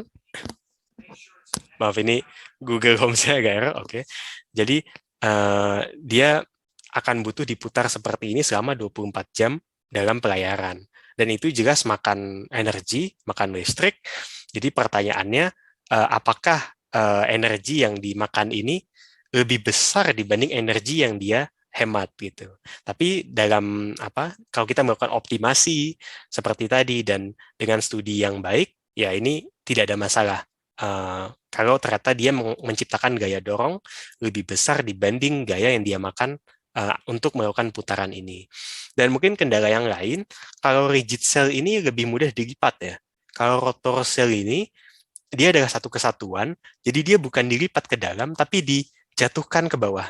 Jadi semacam dia punya hinge, punya sendi, yang kalau misalkan dia lewat jembatan, dia akan dilipat ke bawah atau dilipat ke belakang. Seperti itu. Jadi mungkin isunya sama, lebih ke seperti saya bilang tadi, ada struktur ya. Gimana pun ini tiang tinggi sekali, rawan patah atau tidak, tapi itu harus dilakukan analisa dengan baik. Mungkin sekian Pak Mirobi dan Haikal jawaban dari saya. Kalau masih ada kurang puas, bisa ditambahkan. Ketiga dari Pak Fuad ini mengenai kapal perikanan. Jadi di kami ada kapal ikan yang membutuhkan manuver cukup baik adalah kapal pursen. Jadi ada alat tangkap pursen. Jadi jaring pursen ini jaring yang pengoperasiannya melingkari gerombolan ikan, Pak Ardana. Ya. Nah, sehingga untuk mengejar dan melingkari kawanan ikan itu apa yang harus dilakukan? Nah, sehingga saat pembuatan kapal pursen ini dia bisa memiliki manuver yang bagus supaya tadi memenuhi syarat agar dia bisa dengan cepat dan stabil dalam melingkari gerombolan ikan. Karena dalam kapal pursen ini ada salah satu teknik pengoperasian yang one boat system, Pak Fuad nggih. Jadi selain dia harus cepat dalam melingkari gerombolan ikan, dia juga membawa jaring yang cukup besar dan juga ini membutuhkan space yang cukup luas untuk menampung hasil tangkapan yang cukup banyak. Jadi dia selain cukup besar, dia juga butuh stabilitas yang cukup baik. Jadi apa yang bisa kita lakukan dalam perencanaan? Baik, terima kasih Pak Fuad. Ini pembicaraan akan sangat teknis. Lebih ke kita akan berbicara tentang aktuator ya, aktuator kapal. Jadi kalau misalkan saya ada sedikit dulu ada pengalaman dalam kita coba mensimulasikan salah satu kapal pursen untuk ikan sanma. Ikan sanma itu bahasa Indonesianya apa saya nggak ingat. Pokoknya ikan sanma di Jepang itu dia kapal pursen. Jadi menarik jaring seperti tadi ya. Jadi kita pakai fish finder sudah dapat gerombolan diputar untuk dijebak seperti itu kan. Saya nggak tahu betul atau enggak, tapi kira-kira seperti itu mungkin. Dan yang salah satu yang paling penting untuk manuver kapal pursen yang waktu itu kita lihat adalah pertama otomatis untuk berputar. Jadi berputar itu kita harus punya kemudi yang baik, tapi kemudinya ini kalau kita mau tingkatkan bukan kemudi biasa, Pak. Jadi kita pakai, saya rasa Pak Fuad dan teman-teman di Brawijaya mungkin sudah sangat jauh lebih paham. Kita punya flap rudder, Pak ya. Kita punya flap rudder, punya shilling rudder. Misalkan seperti ini, Pak. Saya cek di Google saja. Jadi dia punya flap seperti ini, Pak ya, seperti sayapnya pesawat terbang, Pak. Jadi dengan flap ini luar biasa, Pak. Dia putarannya itu cepat sekali dia bisa berputar karena otomatis gaya angkatnya tinggi. Nah, dengan adanya flap rudder ini bakal bisa mengelilingi kawanan ikan itu, bahkan jaraknya bisa lebih kecil dan kita bisa butuh waktu lebih singkat. Bahkan ini salah satu yang sangat penting juga untuk bahkan kapal-kapal dagang biasa kalau untuk manuver di dalam pelabuhan, Pak. Karena pelabuhan itu kan banyak kapal parkir, banyak kapal lalu lalang segala macam. Jadi mungkin ini juga bisa diaplikasikan ke kapal pursen. Terus mungkin salah satu ini juga sedang kami kerjakan di Furuno. Oke, yang sedang kita kerjakan di Furuno itu misalkan ini, Pak, ini ada thruster ya, Pak ya, di sini. Kita punya bow thruster di sini. Jadi dengan adanya bow thruster ini juga sangat mudah untuk mengendalikan arah kapal ya, Pak ya. Nggak hanya jadi kita bisa mengendalikan arah kapal bukan hanya dari buritan tapi juga dari haluan. Ini juga sangat penting di mana kita bisa misalkan kecepatan kapalnya konstan tapi kita bisa kendalikan arah heading kapal dari buritan dan haluan. Seperti itu. Tapi biasanya bow thruster ini hanya bisa efektif di kecepatan yang agak rendah, seperti itu. Dan misalkan kita juga butuh kemampuan untuk stop.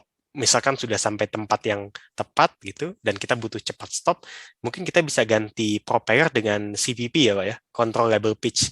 Jadi dengan engine-nya tetap, kita putar blade-nya kita putar sudutnya 180 derajat, dan tiba-tiba kapalnya langsung bisa melakukan reverse rotation, bisa braking seperti itu. Mungkin kalau dari segi hidrodinamik seperti itu, dan kalau dari segi kontrol ya Pak, dari segi autonomous, ada beberapa penelitian juga di kampus, dan tapi seperti minggu lalu Pak Sunardi tambahkan, jadi autonomous fishing Pak. Jadi misalkan kapal troll ya Pak ya, kita kendalikan, kita sambil sensing, kita tahu tinggi pintu trollnya ada di mana, dan bagaimana kita mengadjust tinggi troll itu dengan kecepatan kapal, dan arah kapalnya juga semua dikontrol otonomus, bahkan keberadaan ikannya itu dikontrol otonomus Pak, dengan fish finder. Jadi kapalnya jalan-jalan sendiri, cari ikan sendiri, kayak Pak Sunardi bilang kalau palkada penuh pulang gitu. Nah itu bisa kita bayangkan seperti itu, sangat tidak mustahil, secara teknologi sangat mungkin. Cuman kalau itu sudah dijadikan barang, mungkin akhirnya kita takut sama keserakahan manusia Pak ya. Jadi seperti itu Pak jawaban saya, mungkin maaf kalau kurang menjawab, bisa ditambahkan insya Allah. Di sesi terakhir saya mau share saja mengenai studi di luar, pengalaman personal saya. Banyak sekali bapak-bapak dosen di Brawijaya yang pengalamannya jauh lebih banyak dari saya nggak bermaksud untuk ini, saya lebih mau curhat karena pengalaman saya banyak pedihnya. Nggak, saya yakin semua pasti mengalami kesulitannya luar biasa masing-masing, tapi coba saya share. Jadi saya mulai cari-cari peluang itu sekitar tahun keempat saya S1, sekitar tahun akhir 2012, awal 2013 saya coba cari dengan cara internet, cari aja di internet semua, pokoknya keywordnya scholarship. Dan nanti saya jelaskan, saya nggak begitu punya, saya nggak cum laude, TOEFL saya nggak 600, nggak punya publikasi, jadi strategi saya satu, saya apply sebanyak-banyaknya, yang terima saya pertama saya sikat. Tapi awalnya saya kirim ke profesor-profesor yang saya kenal. Saya kenal dalam arti saya tahu beliau karena penelitiannya bagus, bukan karena beliau tahu saya bukan siapa. Misalkan di Jepang ada Monbuka Gakusho, Max, saya kirim ke Kyushu, saya tahu perkapalannya bagus, Hiroshima, Osaka. Dan di Amerika saya coba apply Fulbright, misalkan di Michigan yang terkenal MIT. Terus Belanda Orange Tulip, kita tahu ada TU Delft. Belanda sekolahnya Pak Habibie sangat bagus, RWTH Aachen. Terus ada Hamburg sangat bagus juga. Saya coba LPDP. Jadi sewaktu tahun itu adalah tahun pertama LPDP. Cuman mungkin emang saya nggak layak, jadi LPDP nggak terima saya.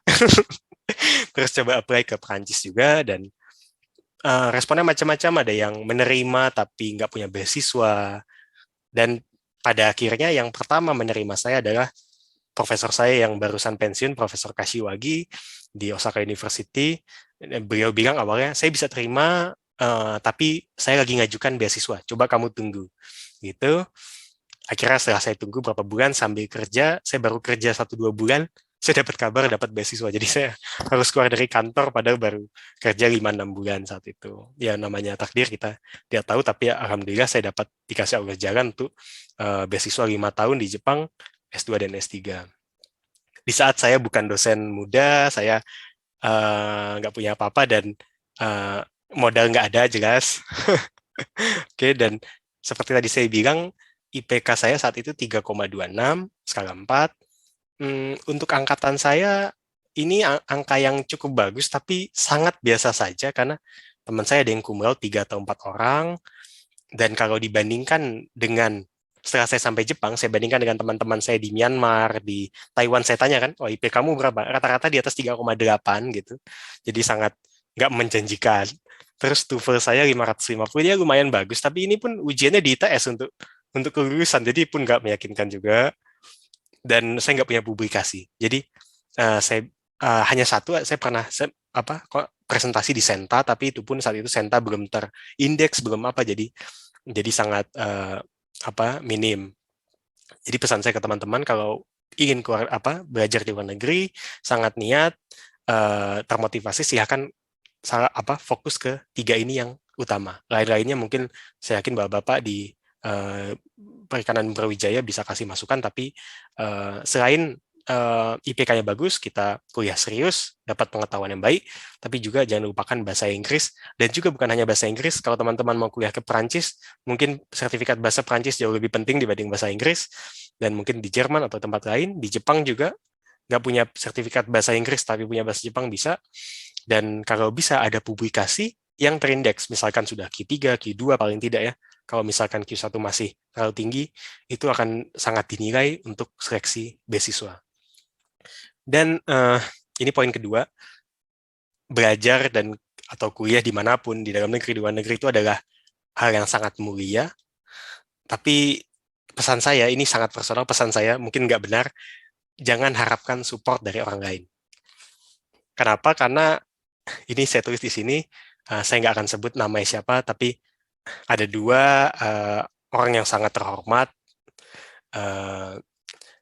Saya datang ke beliau, Pak, saya mau konsultasi, mau kuliah mau coba apply ke luar negeri, mungkin ke Jepang, ke gini. Tanggapan beliau ini, misalkan ini saya tulis di sini, oh IP kamu berapa? TOEFL kamu berapa? Oh iya 3,2 ya. Ya TOEFL-nya, TOEFL ITS ya 550 ya, lumayan ya. Tapi beliau bilang gini, itu anak itu yang bakal berangkat ke sana, itu IPK-nya 3,6 dan TOEFL-nya 600, TOEFL resmi. Saya rasa sulit untuk kamu. Itu satu, itu saya diberikan komen seperti itu dari salah satu orang yang sangat terhormat dan dipercaya untuk bidang ini, itu cukup shock menurut saya. Mungkin menurut beliau ini baik biar menyadarkan saya, tapi buat saya itu hal yang berat pada saat itu. Menurut saya itu pukulan berat gitu. Tapi saya coba tetap kuat. Saya dinasihati oleh paman saya, orang-orang tua saya, kalau nggak usah terlalu mendengarkan komen-komen negatif dari orang gitu. Mereka pun bukan Tuhan kamu, seperti itu. Dan saya coba lagi tanya ke salah satu orang lain lah. Orang juga yang sangat terhormat, beda jurusan tapi masih satu bidang. Saya tanya, Pak, saya mau kuliah master, kalau bisa doktor di luar negeri. Terus jawaban beliau ini, memang kalau sudah master doktor, setelah pulang mau ngapain? Mungkin lebih baik kamu kerja dulu, gitu. Nah, yang kedua ini jauh lebih baik. Jadi beliau hanya ngasih masukan, tapi saya jadi makin bingung lagi, apa emang waktu itu saya ambil positif aja, oke. Dan alhamdulillah saya nggak punya apa-apa, nggak punya background apa-apa, CV sangat minim, nggak punya kegiatan organisasi, tapi Allah mungkin kasih tunjuk saya untuk berangkat ke Jepang. Jadi mungkin kalau untuk teman-teman yang merasa nilai saya kurang bagus, bahasa Inggris saya kurang oke, kalau misalnya kalian mau berjuang terus, fokus, rasanya nggak ada yang nggak mungkin, karena saya rasa saya udah jadi contoh yang sangat minim untuk apply ke luar negeri dari segi-segi hitam di atas putih seperti ini. Seperti saya mungkin bilang beberapa kali, dan tadi juga, maaf ini pakai bahasa Inggris slang smart ass ya, jadi anak-anak, orang-orang yang terlihat pintar ya, atau terlihat jenius itu, kita dulunya pun juga bodoh, nggak ngerti apa-apa gitu. Bapak-bapak dosen juga saya yakin sewaktu S1 juga nggak begitu beda lah sama teman-teman mahasiswa-mahasiswi, dan terutama saya sewaktu berangkat ke Jepang, matematika kalkulus 1 saya ngulang di ITS, fisika itu ya C gitu lah. Jadi basicnya saya nggak bagus sama sekali. Sewaktu sampai programming hampir nggak ada basicnya, minim banget. Programming pakai software dulu di ITS, jadi nggak begitu diajarkan programming basic. Sewaktu periode saya 2009-2013, sewaktu saya sampai Jepang, saya pinjam buku dari perpustakaan, mungkin 10 atau 12 buku ini saya pelajari lagi dari awal. Apa itu diferensiasi, apa itu integral, bagaimana coding di Fortran, dan basic-basic hidrodinamika. Yang ini buku tulisan profesor saya dalam bahasa Jepang. Waktu itu saya baca judulnya aja nggak bisa. Jadi saya hanya baca-baca persamaan, kalau bingung saya tanya profesor. Dan sekarang kondisi saya sudah bekerja dalam bahasa Jepang, saya sudah berfungsi full dalam bahasa Jepang untuk bekerja. Saya baca buku ini, ternyata sangat mudah dimengerti kalau bisa baca penjelasannya. Jadi penyesalan juga, harusnya saya belajar bahasa Jepang lebih detail sebelum berangkat ke Jepang gitu. Jadi pesan saya juga, kita praktis ya, usaha, training, semua latihan itu bisa praktis makes perfect lah. Dan saya orang yang nggak begitu percaya sama bakat. Kita bisa ciptakan bakat apapun kalau kita cukup kerja keras, komitmen, dan berikan waktu, karena semua pun butuh waktu. Segitu. Dan pesan saya juga, kuliah S2, S3 di luar negeri itu butuh waktu dan full attention, butuh perhatian penuh. Misalkan saya sampaikan sedikit, minggu lalu, saya butuh waktu sekitar 1,5 tahun untuk mengerti satu paper. Jadi ada satu jurnal paper, tulisan profesor saya, untuk saya paham sampai persamaan yang terakhir, basic teori, dan background fisika di belakangnya, dan reference sebelumnya secara teori, secara komputasi, secara eksperimen, saya makan waktu 1,5 tahun. Jadi mungkin anak-anak yang lebih pintar mungkin jauh lebih cepat dari saya, tapi ya itu pilihan saya. Ya saya tahu mungkin saya Allah kasih anugerah, saya coba kerja lebih keras, mungkin tinggal di lab lebih lama atau gimana, tapi ya dinikmati sambil ambil kelas, dan juga mungkin di weekend jalan-jalan melihat Jepang dunia lain gitu ya. Akhirnya bisa lah, ada banyak sekali pasti Bapak teman-teman di Brawijaya bisa share lebih banyak dibanding saya. Banyak sekali hal-hal yang sulit, tapi itu juga kalau kita bisa lewati, banyak hikmahnya di masa yang akan datang. Lalu juga filosofi di balik satu teori atau persamaan itu sangat penting. Saya ditegur sama profesor saya dulu, kalau nggak ada gunanya kamu punya PhD, Doctor of Philosophy, kalau kamu nggak ngerti misalkan P ini apa, pressure misalkan, dan apa itu pressure, bagaimana terjadinya pressure, dan apa itu artinya, misalnya rho, G, Z ini, static pressure ini, kenapa persamaan Bernoulli tertulis seperti ini, dan yang tadi saya bilang 1,5 tahun itu, bagaimana mentransformasi persamaan Bernoulli jadi gaya putar steady yaw moment kapal pada saat dia kena gelombang. Ini integralnya mungkin kita lihat cuma satu lapis, tapi di dalam Cauchy function ini, fungsi gelombang ini ada integral 3 atau 4 lagi, jadi saya yang nggak ngerti apa-apa matematika, sangat buruk sewaktu datang, ya harus mau tidak mau belajar seperti ini, dan pada akhirnya itu saya pakai setiap hari saat kerja dan sangat berguna seperti itu. Jadi kalau teman-teman pingin hasil yang instan, pesan saya jangan, ini bahasa Inggris, do not even start lah, nggak usah memulai, bahkan cari yang lain mungkin yang bisa lebih memberikan hasil instan gitu. Tapi saran saya jangan kuliah S2 S3 di luar negeri karena nggak ada hasil yang instan gitu. Dan saya ini 2 slide terakhir saya.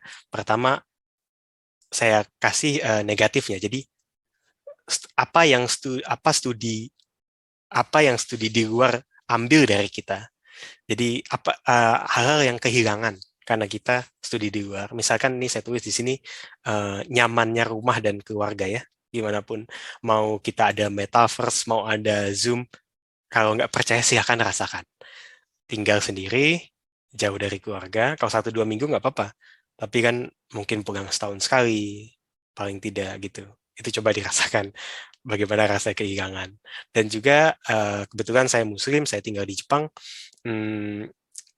Kemudahan untuk sholat misalkan, dan berpuasa gitu-gitu. Misalnya berpuasa kita nggak makan, pasti teman nanya itu kenapa nggak makan misalkan. Dan itu ya juga, walaupun makin kesini makin banyak makanan halal, makin ada prayer space ya, ruang untuk sholat gitu di beberapa tempat-tempat umum, tapi tetap aja belum banyak. Dan salah satu yang paling kehilangan itu adalah suara azan. Jadi pesan saya juga, kalau teman-teman merasa mungkin kita kali ini ada berita di TV, ada isu-isu mengenai suara azan dikontrol, menurut saya itu baik, dibuat lebih indah, speakernya dibuat lebih baik, muazzinnya dibuat yang suara bagus-bagus. tapi kehilangan suara azan tuh luar biasa. Efeknya buat mental. Buat teman-teman saya rasa mungkin kalau sekarang belum begitu merasakan, mahasiswa silahkan dicoba lagi. Kalau nggak dicoba sendiri nggak bisa merasakan. Dan di Indonesia suhunya itu sejuk, hangat, 365 hari setahun, 24 jam sehari. Mungkin teman-teman rasa di Malang mungkin sangat luar biasa sejuk, nyaman, tapi di Jakarta, Surabaya panas luar biasa. Tapi kalau di Jepang, di negara 4 musim, kalau musim dingin itu bahkan orang bilang perbedaan suhu di dalam ruangan dan di luar ruangan tuh sangat bisa mengaruhi kesehatan, stres, dan juga musim panasnya lebih panas karena Jepang dikelilingi sama laut segala macam gitu. Jadi kayak sederhana, saya asli dari Jakarta, suasana Jakarta malam hari misalkan, waktu nggak macet ya, itu juga sangat saya kehilangan, dan juga kehadiran masjid dan suara azan gitu juga luar biasa. Tapi itu mengajarkan saya banyak hal juga. Dan positifnya luar biasa banyak. Jelas bukan hanya akademis, tapi hidup sebagai minoritas di negara asing yang bahasanya bukan bahasa ibu kita. Jadi itu double. Dan kita bisa, itu pengalamannya luar biasa. Dan bisa melihat bagian-bagian dunia yang lain. Kebetulan saya dipercaya profesor saya sudah jelaskan minggu lalu ke Perancis 6 bulan, Perancis Barat di tepi Samudra Atlantik. Saya ambil waktu saya seminggu untuk keliling Eropa. Saya pernah 1 minggu conference sambil jalan-jalan di Hawaii, dan juga keliling Jepang, ke Korea, ke beberapa tempat juga ada kesempatan seperti itu. Dan itu semua saya digaji, jadi saya nggak keluar uang. Jadi itu adalah hal-hal yang sangat mungkin kalau teman-teman bisa dapat beasiswa dan kuliah ke luar negeri. Dan juga bisa ketemu dan berteman dengan segala jenis manusia. Jadi saya punya teman dekat sekali. Jadi sewaktu saya di Perancis, dia orang Perancis asli, saya diundang ke rumahnya, dia sering bikinin makan untuk saya, sering diajak ke pantai, naik mobil, bahkan saya diajak dia melihat Tour de France dengan mata kepala saya sendiri. Sudah kayak kakak adik seperti itu. Tapi beliau itu nggak percaya Tuhan. Jadi ateis misalkan seperti itu.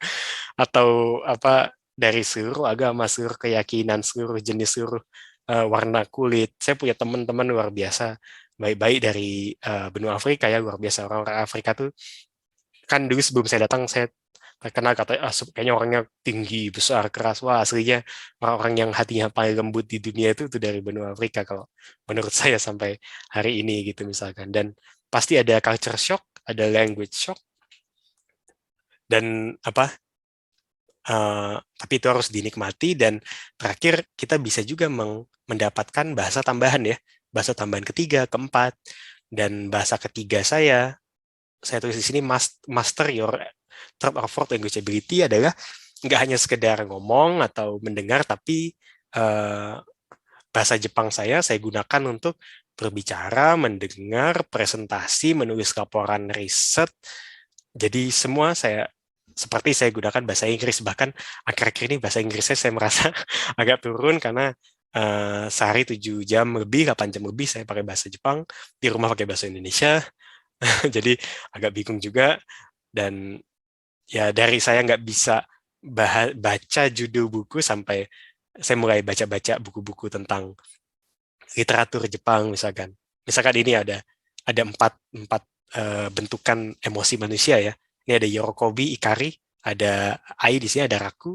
Artinya itu adalah kesenangan akibat luar, kesenangan dari luar, kemarahan, ini kesedihan, dan kesenangan yang kita buat dari dalam diri kita sendiri gitu. Misalkan ini sampai mencoba mempelajari literatur, sejarah kayak gini, dan juga otomatis melihat bagian dunia lain, menikmati sebagai turis domestik. Misalkan ini Kiyomizu-dera di Kyoto, yang luar biasa indah sewaktu lagi musim gugur, dan kalau malam dia akan light up seperti ini. Banyak sekali lokasi-lokasi wisata yang bagus di Jepang seperti itu. Dan juga di Jepang saya punya SIM mobil Jepang, saya punya SIM kapal Jepang untuk ukuran 20 meter ke bawah. Jadi banyak hal yang bisa dieksplor lebih lanjut seperti itu. Terima kasih, sekian dari saya. Saya tutup nih, ada apa? Karena saya Muslim, ada pesan dari Nabi Muhammad SAW di Sahih Al-Bukhari, Kitabul Hikmah. Kalau Tuhan menghendaki kebaikan untuk seseorang, dia berikan buat dia pengetahuan. Dan pengetahuan ini menurut tafsir nggak hanya Al-Quran, tapi semua pengetahuan yang bermanfaat. Dan sekian dari saya, terima kasih. Nanti kalau ada pertanyaan apapun di luar waktu ini pun, silahkan di LinkedIn, Instagram, Twitter, atau apapun lewat Bapak-Bapak di Brawijaya pun, Bapak dosen pun silahkan. Terima kasih Pak Mirobi mungkin. MC bisa dilanjutkan acaranya. Baik, terima kasih Pak Mirobi selaku moderator. Saya banyak-banyak terima kasih kepada Mas Ardana karena saya merasa sangat beruntung bisa satu layar dengan Mas Ardana. Mungkin juga teman-teman terasa sangat beruntung sekali bisa mendapatkan bukan hanya teori materi tentang kapal, tapi juga kita mendapatkan motivasi dari Mas Ardana. Terima kasih banyak. Terima kasih teman-teman.